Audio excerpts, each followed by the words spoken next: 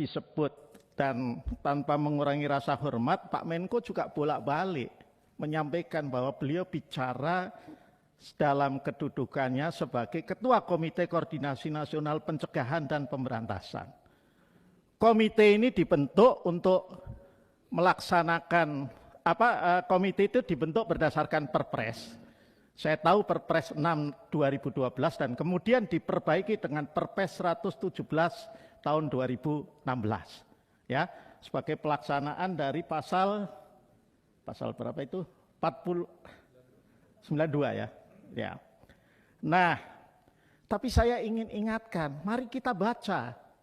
Jadi jangan gampang-gampang juga merujuk. Kita bacalah pasal 4 ini tidak diperbaiki di Perpres 117 2016. Apa sih fungsi komite itu? Saya bacakan. Izin, Pak Ketua. Satu adalah perumusan arah kebijakan dan strategi pencegahan dan pemberantasan tindak pidana pencucian uang. Dua, pengkoordinasian pelaksanaan program dan kegiatan sesuai arah kebijakan dan strategi pencegahan dan pemberantasan tindak pidana pencucian uang. B. C. Pengkoordinasian langkah-langkah yang diperlukan dalam penanganan hal-hal lain yang berkaitan dengan pencegahan dan pemberantasan tindak pidana pencucian uang termasuk pendanaan terorisme. Dan D, terakhir, pemantauan dan evaluasi atas penanganan serta pelaksanaan program dan kegiatan sesuai arah kebijakan dan strategi pencegahan dan pemberantasan tindak pidana pencucian uang. Nggak ada Pak, di sini fungsi komite itu untuk mengumumkan, untuk confess, untuk bicara ada 349 triliun ya terindikasi dengan TPPU dan tindak pidana lainnya di satu kementerian atau lembaga. Enggak ada Pak. Jadi ini saya tanpa mengurangi rasa hormat, saya juga ingin menyampaikan kepada Pak Menko dan seluruh yang menjadi anggota tim ini. Enggak ada kewenangannya di sini untuk mengumumkan. Karena enggak ada apakah boleh? Tidak juga. Karena apa? Karena undang-undang ya. Undang-Undang nomor 8 tahun 2010 itu meletakkan prinsip kerahasiaan yang tadi oleh Pak Arteria sudah disampaikan. Apa yang harus dirahasiakan? Bukan cuma dokumen tapi juga keterangan. Ya, meskipun tidak dirinci. Ya. Pengecualian terhadap prinsip kerahasiaan itu disebut dalam pasal 47 ayat 2, yakni ada kewajiban untuk menyampaikan laporan kepada Presiden dan DPR. Jadi kalau disampaikannya kepada DPR di ruangan ini terbuka, itu bisa merupakan pengecualian. Ya. Apalagi kalau, makanya tadi Ketua Sidang mengatakan, apakah ini mau terbuka atau tertutup? Ya, kalau terbuka itu juga tidak salah, tapi tertutup menunjukkan sebuah kehati-hatian. Itu saja.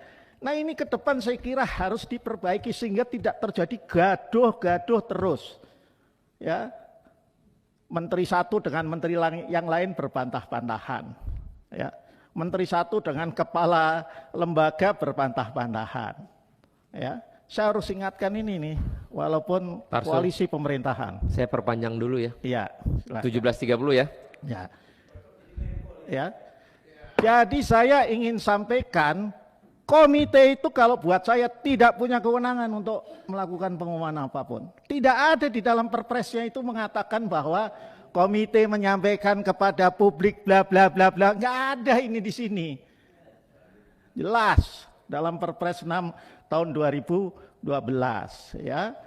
Nah, jadi ini saya kira ya sebetulnya sudah jelas ini kalau dari dasar hukum ini ya, bahwa ini hal yang simpel.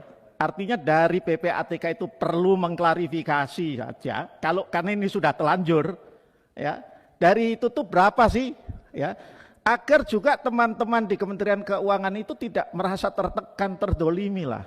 Kepada Pak Arsul, harap jangan dipotong. Pak Arsul bicara kewenangan. Menurut Perpres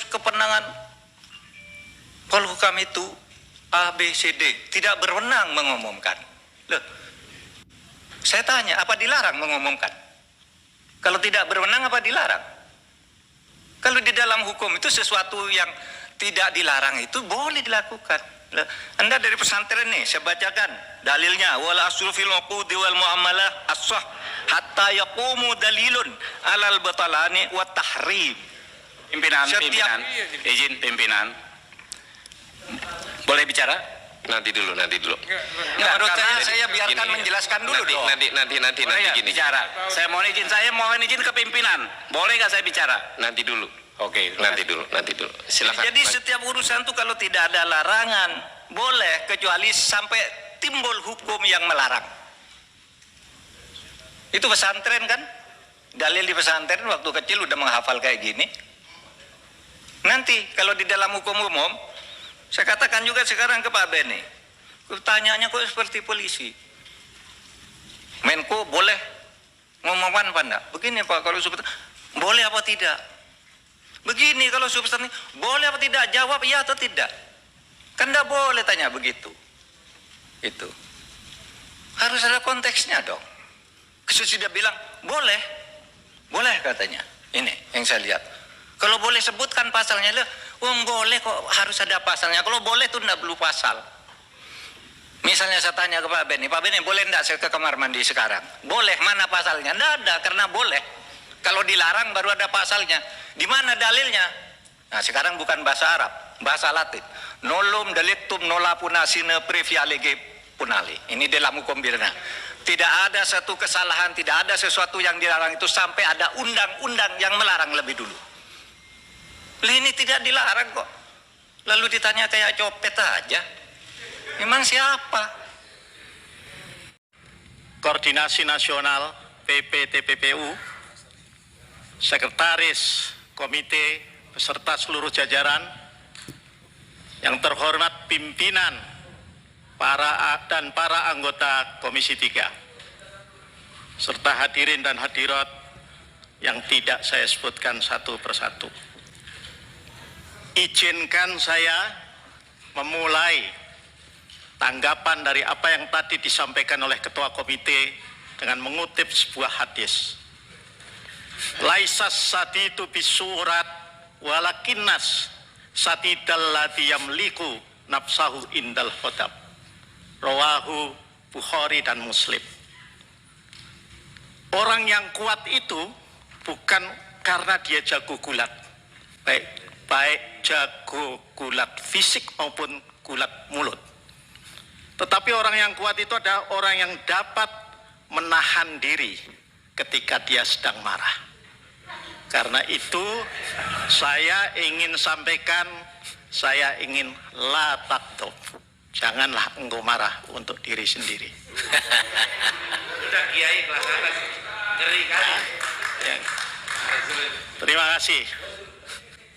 Bapak Ibu sekalian, apa yang disampaikan oleh Ketua Komite yang seorang guru besar hukum tentu harus kita hormati. Itu sebuah pendapat. Tapi bukan satu-satunya pendapat. Dan dalam hukum, kita yang berlatar sarjana hukum, kita semua hafal. Ya. Tuai juristen dry meaningen. Kalau ada dua sarjana hukum, ada 3 pendapat. Ya. Jadi tentu kita hormati Pak Menko punya pendapat yang berbeda dari yang saya sampaikan. Ya. Pak Menko berpendapat apa yang tidak diatur dalam TUSI, tugas dan fungsi Perpres nomor 6 2012, maka boleh dilakukan. Berbasis asas dalam hukum muamalah. Apa yang tidak dilarang boleh dilakukan. Ya. Tentu itu juga bisa saya terima. Tapi boleh juga saya berpendapat bahwa apa yang tidak ada dalam TUSI sejatinya juga kalaupun tidak boleh harus hati-hati dilakukan. Memang dalam hukum administrasi pemerintahan ada konsep phrase immersion, konsep tentang diskresi. Itu juga kita akui. Ya. Persoalannya kemudian ketika apa yang tidak diatur, fresh immersion atau diskresi itu dipergunakan, sepanjang itu membawa kemanfaatan, tidak menimbulkan kontroversi, tidak masalah. Tetapi ketika itu dipergunakan oleh salah satu fungsionaris pemerintahan, kemudian berbantah-bantahan dengan fungsionaris pemerintahan yang lain, maka saya tidak bisa membayangkan, Pak Ketua Komisi, kalau di DPR ini ada 9 fraksi, biasa kita berbantah-bantahan, biasa kita sudut pandangnya berbeda-beda. Tetapi kalau pemerintah itu harus satu fraksi, ya, pemerintah itu harus satu fraksi.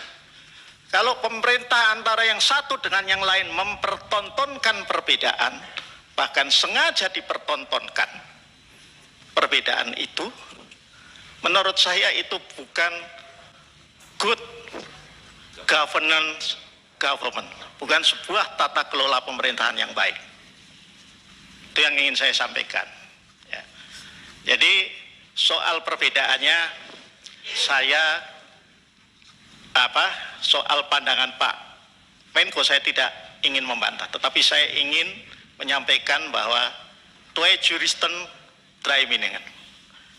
Ada 2 sarjana hukum, saya kebetulan juga sarjana hukum, maka ada 3 pendapat. Itu hal yang sudah sama-sama kita ketahui. Ya. Nah, nama organisasinya. Saya cuma ingin bertanya terkait dengan tindak pidana pencucian uang ini, maka Presiden, sejak Presiden Susilo Bambang Yudhoyono telah mengatur dengan membentuk komite.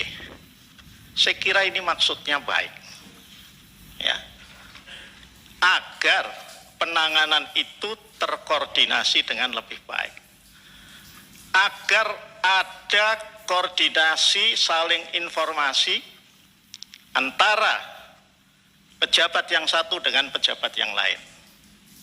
Ya. Pertanyaan saya ini, kalau saya masih boleh bertanya kepada Pak Menko, apakah ketika tanggal 8 Maret, ya, Pak Menko didampingi oleh sekretaris komite menyampaikan kepada publik, itu hasil dari rapat komite, menunjukkan bahwa koordinasi di pemerintahan itu berjalan dengan baik. Dan apakah selama ini juga antar menteri, pejabat lembaga yang ada di dalam itu secara rutin juga melakukan.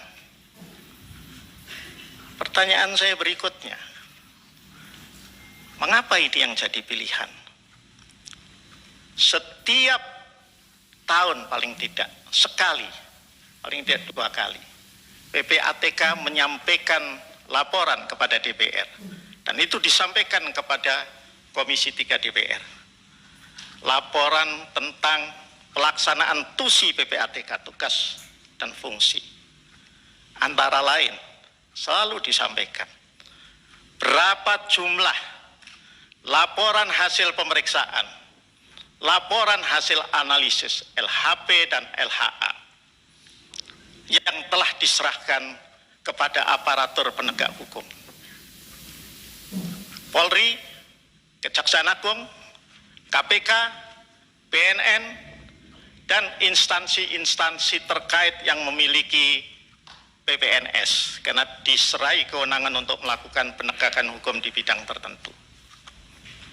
Dan laporan Pak Ivan selama ini, bahkan yang terakhir saya kira ketika kita rapat kerja, Bapak menyampaikan dari seluruh jumlah LHP dan LHA itu hanya sekitar 35-40% saja yang di follow up. Pertanyaan saya adalah, mengapa tidak kemudian yang menjadi pokok persoalan di internal pemerintahan itu adalah tingkat follow up-nya hanya 35-40%. Kita tidak bicara angka, kita tidak bicara kementerian atau lembaga tertentu sehingga tidak ada yang terpojokkan. Tetapi kita bicara tentang apa persoalannya. Memang yang belum Pak Ivan PPATK sampaikan, termasuk kepada DPR, karena sepemahaman saya, silahkan saya dikoreksi kalau saya salah, adalah bahwa setiap Bapak menyampaikan LHP atau LHK kepada APH, tentu ada yang namanya feedback. Nah, dalam konteks ini adalah, misalnya dalam konteks kasus ini, apa feedback dari Kementerian Keuangan? Mohon diterangkan. Dari range waktu 2009 sampai 2022, apa feedbacknya? Kalau feedback itu tidak ada, apakah telah diingatkan oleh komite? Oh, ini menurut undang-undang dan aturan terkait, ya, kalau you tidak follow up kan mesti harus ada feedbacknya, ada respon. Apa responnya? Itu yang belum terjelaskan. Dan terakhir yang ingin saya sampaikan, saya kira tekad kita itu sama, ya. Tekad kita itu agar semua tindak pidana pencucian uang beserta tindak pidana asalnya itu bisa diproses hukum sebagaimana seharusnya, tentu atas dasar prinsip-prinsip due process of law yang benar. Ya. Kita melakukan sesuatu, termasuk kita yang di DPR, tidak seyogianya hanya sekedar untuk mendapatkan tepuk tangan, untuk mendapatkan acungan jempol dari netizen, apalagi untuk menimbulkan kegaduhan.